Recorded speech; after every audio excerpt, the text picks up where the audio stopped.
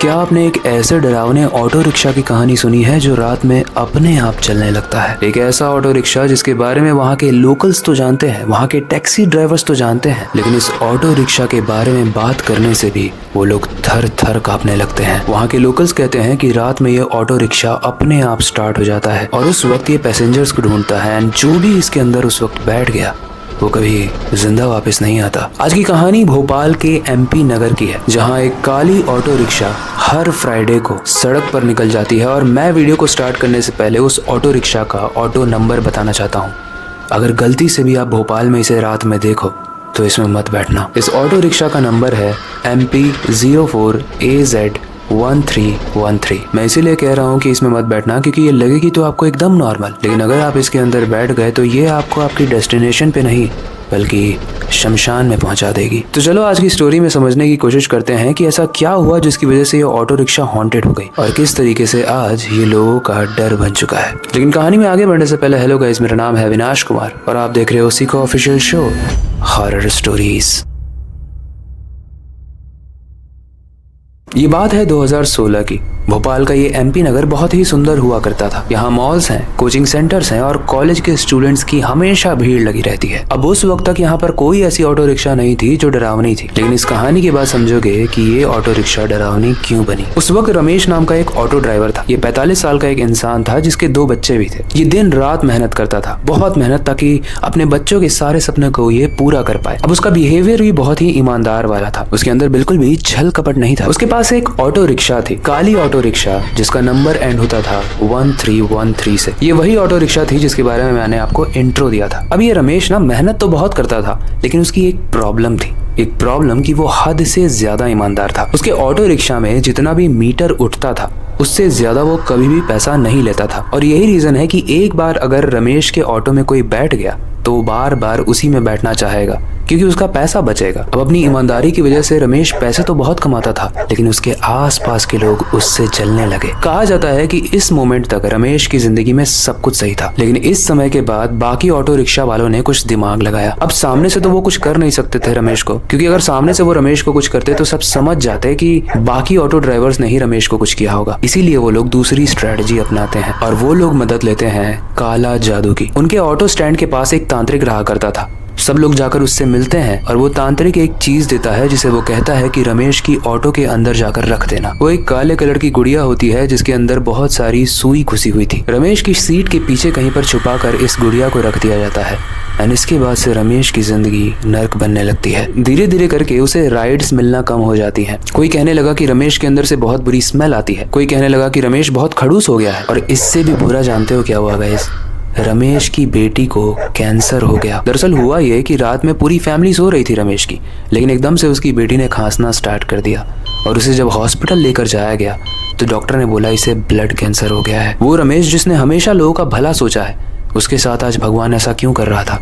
यही क्वेश्चन रमेश बार बार उस हॉस्पिटल में लगे हुए भगवान से पूछ रहा था। रमेश को कुछ समझ में नहीं आ रहा था और तभी थोड़ी देर के बाद अंदर से डॉक्टर निकलते हैं और रमेश से कहते हैं कि इसका इलाज करना पड़ेगा वरना ये मर जाएगी। रमेश बोलते हैं हाँ आप इलाज कीजिए, आपको कितने पैसे चाहिए? डॉक्टर बोलते हैं 5 लाख रुपए चाहिए होंगे हमें। रमेश उस वक्त कुछ नहीं कहता है, लेकिन अंदर से वो टूट गया था। एक ऑटो रिक्शा ड्राइवर 5 लाख रुपए, वो भी इतनी जल्दी कैसे लाए? रमेश को वही करना पड़ा जो उसने कभी नहीं सोचा था। उसने उन लोगों के सामने अपना हाथ फैलाया जो उससे जलते थे। हर घर जाकर उसने खटखटाया, लेकिन सबने मना कर दिया। रमेश ने उस रात अपने ऑटो को बहुत चलाया। जिन जिन लोगों को वो जानता था उनके घर गया वो अपनी ऑटो से, लेकिन उस काली ऑटो को देखते ही सब अपना दरवाजा बंद कर दे रहे थे, क्योंकि सब जानते थे कि जो रमेश के साथ हो रहा है वो ऐसे ही नहीं हो रहा है, वो काला जादू की वजह से हो रहा है। रमेश रोता गिड़गिड़ाता भगवान को याद करता हुआ बस चले ही जा रहा था। वो सोच रहा था कि उसके साथ ऐसा क्यों हो रहा है, कैसे वो अपनी बेटी को बचाए। तभी उसे एक आदमी दिखता है, एक आदमी जिसने कंबल ओढ़ा हुआ था और वो रमेश को हाथ दे रहा था मानो वो लिफ्ट मांग रहा हो। रमेश सोचता है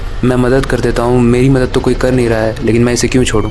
रात काफी हो चुकी थी और रमेश अपनी ऑटो रोककर उस इंसान से बोलता है आप अंदर बैठ जाओ। जब इंसान अंदर बैठता है तो रमेश अपने आंसू को पोंछ लेता है और पोंछते हुए पूछता है कि भैया आपको कहाँ जाना है? वो इंसान कुछ बोलता नहीं है। रमेश ऑटो चलाता रहता है, लेकिन थोड़ी देर के बाद रमेश आगे लगे हुए शीशे में उस इंसान को देखता है और फिर पूछता है भैया आपको कहाँ जाना है बताइए। ऐसे में वो इंसान बोलता है मुझे शमशान जाना है। रमेश को ये बात थोड़ी सी अजीब लगती है। वो फिर से पूछता है कि भैया आप शमशान जा रहे हो, कुछ काम है आपको? ऐसे में वो इंसान बोलता है हाँ मुझे बहुत ही अर्जेंट काम है। उस इंसान ने चश्मा पहना हुआ था जिसकी वजह से उसकी आंखें नहीं दिख रही थी। लेकिन जब रमेश शमशान पहुंचता है तो वो अपनी ऑटो को रोकता है, और जब वो अपनी ऑटो को रोकने के बाद पीछे मुड़कर देखता है तो वो जो देखता है वो देखने के बाद उसकी रूह कांप जाती है। वो देखता है कि वो इंसान जो उसकी ऑटो में पीछे बैठा हुआ था वो चश्मा निकाल रहा है, और चश्मा निकालते ही उसकी आंखें टपक कर नीचे गिर रही हैं। उसकी आंखों में से पस निकल रहा है और पूरा शरीर बहुत डरावना है, जला हुआ है। ऐसे में रमेश बहुत डर जाता है और वो वहां से भागने लगता है। लेकिन उस इंसान के अंदर कुछ शक्तियां थी जिसकी वजह से रमेश कितनी भी कोशिश कर ले भागने की, लेकिन वो भाग नहीं पा रहा था। ऐसे में रमेश बोलता है कि आपको क्या चाहिए? मैं वैसे ही बहुत परेशान हूँ, आप प्लीज मुझे छोड़ दो, मैंने कुछ नहीं किया है। ऐसे में वो इंसान बोलता है कि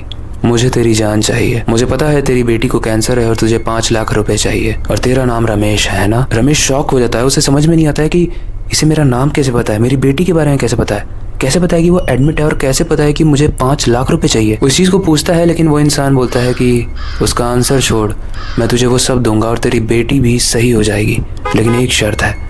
रमेश बोलता है क्या शर्त है बताइए, मैं सब कुछ करने के लिए रेडी हूँ। वो भूतिया दिखने वाला इंसान बोलता है कि तुझे मरना होगा, तुझे ऑटो चलाते हुए फुल स्पीड में जाना है और किसी दीवार पर जाकर टकरा जाना है, और अगर तू मर गया तो तेरी बेटी कल जिंदा हो जाएगी। रमेश को कुछ समझ में नहीं आता है कि वो क्या करे। उसकी बेटी का सवाल था, लेकिन इसकी गारंटी क्या थी कि रमेश के मरने के बाद उसकी बेटी सच में बच जाएगी? वो ये पूछता है उस इंसान से। वो इंसान बोलता है कि मैं कोई आम इंसान नहीं हूँ, मैं शैतान हूँ, और वो शैतान पूरी बातें बताता है। वो बोलता है कि तेरे ही साथ काम करने वाले लोगों ने मुझे बुलाया है, और अगर मुझे बुलाया है तो मैं बिना काम किए तो जाऊंगा नहीं, और अगर मैं अपना काम करूंगा तो मैं अपना वचन भी निभाऊंगा, बस तुझे मरना होगा। ये बोलते ही वो भूतिया इंसान गायब हो जाता है। रमेश उस ऑटो में बैठ के उस दिन बहुत रोता है और अपने मोबाइल को यूज करके अपनी बीवी को आखिरी कॉल करता है और बोलता है कि मैं तुमसे बहुत प्यार करता हूँ, मुझे पता है मैं एक अच्छा पति नहीं बन पाया, लेकिन एक अच्छा बाप बनने की जरूर कोशिश करूंगा। इसके बाद इसकी बीवी कुछ समझ नहीं पाती है और बोलती है कि तुम कहाँ हो अभी, लेकिन रमेश कॉल काट देता है। इसके बाद वो अपनी ऑटो को स्टार्ट करता है और बहुत तेजी से जाकर फुल स्पीड में एक कब्रिस्तान की दीवार पर अपनी ऑटो को लड़ा देता है। बहुत बड़ा सा ब्लास्ट होता है और उस ब्लास्ट में रमेश मर जाता है। अगले दिन जब उसके साथ में काम करने वाले बाकी ऑटो रिक्शा ड्राइवर्स को ये बात पता चलती है तो वो बड़े मुस्कुरा रहे होते हैं। उन्हें लगता है कि शायद हमारी जिंदगी का एक बहुत बड़ा कांटा निकल गया। कहा जाता है कि रमेश की बेटी उस दिन के बाद से ठीक हो गई, लेकिन एक चीज थी जो बिगड़ गई। धीरे धीरे करके बाकी ऑटो रिक्शा वाले भी बीमार होने लगे, उनका एक्सीडेंट होने लगा ऑटो रिक्शा से, और जब सारे लोग मर गए तब भी रमेश को चैन नहीं मिला। और इसी वजह से आज भी कई बार भोपाल के उस MP नगर में रात को वो काली ऑटो चलती हुई दिखती है।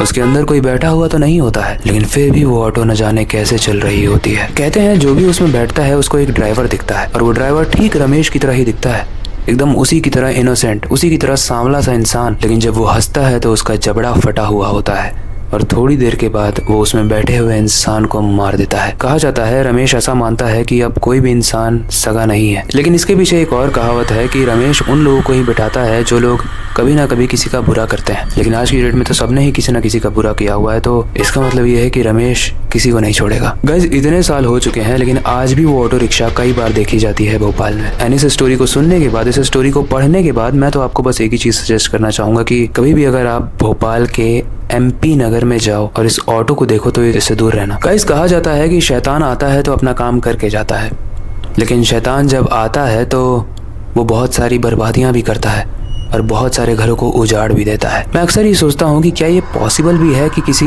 शैतान को हम काला जादू के बेसिस पर इस धरती पर बुलाएं और उसके साथ कुछ ऐसी डील कर लें, कुछ डील जिसकी वजह से हमारा तो फायदा हो लेकिन सामने वाले का नुकसान हो जाए। मैं सोचता हूँ कि क्या ये सब पॉसिबल भी है, और अगर ये पॉसिबल भी है तो क्या ये सही भी है? आपको क्या लगता है आप हमें कमेंट सेक्शन में जरूर बताना। रमेश जैसी स्टोरीज बहुत सारी होती हैं जिससे हमें बहुत कुछ सीखना चाहिए। आज की डेट में हम चाहते तो हैं कि लोग ईमानदार हों, लेकिन जब हमारे ही बीच में कोई ईमानदार इंसान आता है तो हम उसे नहीं झेल पाते हैं, और यही हमें आज की हॉरर स्टोरी सिखाती है। ये स्टोरी थोड़ा सा डराती भी है, लेकिन ये स्टोरी काफी कुछ सिखाती भी है। आपका जो भी ओपिनियन है आप हमें कमेंट सेक्शन में जरूर बताना। बाकी आई होप आज की कहानी आपको हमेशा की तरह इंटरेस्टिंग और डरावनी लगी होगी, लेकिन ऐसी और कहानियों के लिए मेक श्योर करना कि आप आने वाले एपिसोड्स को मिस ना करो, क्योंकि वो और ज्यादा डरावने और इंटरेस्टिंग होने वाले हैं। बाकी हमेशा की तरह